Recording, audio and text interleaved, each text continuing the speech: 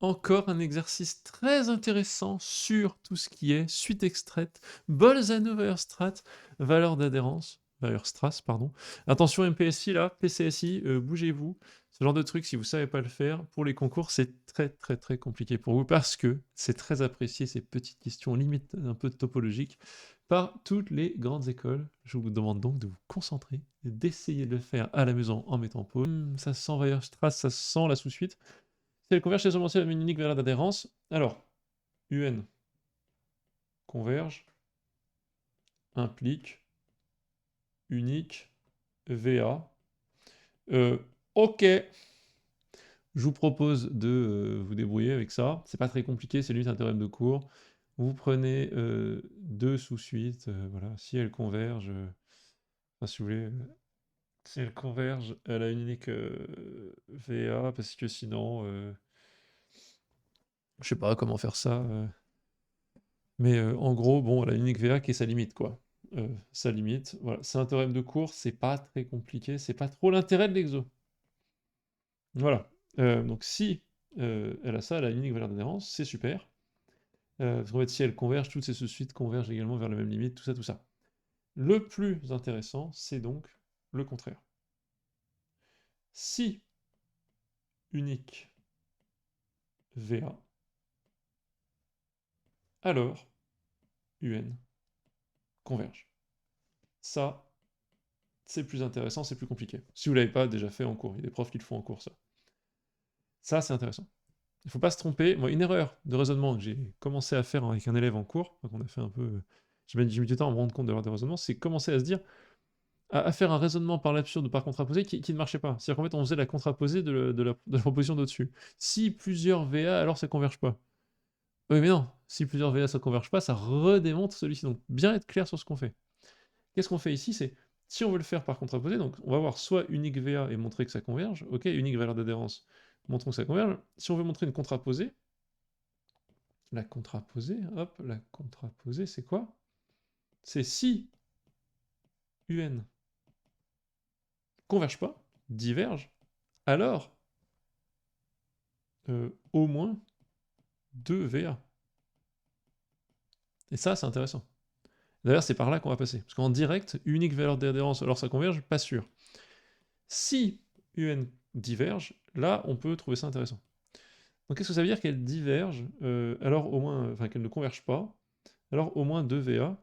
Bah écoutez, on peut faire des trucs assez intéressants. On peut dire, on peut commencer par le fait qu'elle est bornée. Oups, excusez-moi. Si UN bornée, il existe phi de n Bolzano-Weierstrass, il existe phi de n dans n, tel que U indice phi de n tend vers L réel. Ça, c'est vrai. On sait que c'est réel. Donc voilà, enfin on sait que c'est bon, c'est Bolzano-Weierstrass, on a une L qui existe. Si UN diverge, intéressant. Si elle diverge, elle ne converge pas. C'est-à-dire qu'elle ne converge pas vers L. Donc qu'est-ce que je peux faire? Je peux dire que il existe un epsilon positif. Bon, je vais traduire le fait que UN ne tende pas vers L. Tel que, donc quel que soit epsilon, il existe un grand N, tel que quel que soit, j'inverse la définition, tel que quel que soit grand N appartient à grand N, il existe toujours un N supérieur ou égal à grand N, tel que UN moins L est plus grand que epsilon. Donc ça, c'est intéressant. Ça veut dire qu'il y a un epsilon, il y a un certain couloir autour de L, où c'est bon pour n'importe quel entier, je sais que je peux toujours en trouver un au-dessus, tel que c'est bon, je suis pas dans le couloir, je suis trop loin. Ça, c'est très intéressant. Qu'est-ce que je peux faire avec ça? Je peux dire, écoute, ok, prenons grand N égale 0. Et bien écoute, il existe N0 tel que N0 soit plus grand ou égal à 0, et U N0 moins L plus grand que epsilon. Ok. Est-ce que je ne peux pas recommencer? Parce que je sais que ça, c'est vrai. Pourquoi je recommence? Je pourrais le faire pour n égale 1. Il existe n1. Le problème, c'est que si je fais ça, mon n1 il est associé à 1, et ça se trouve, mon n0 est très loin. Vous voyez ce que je veux dire?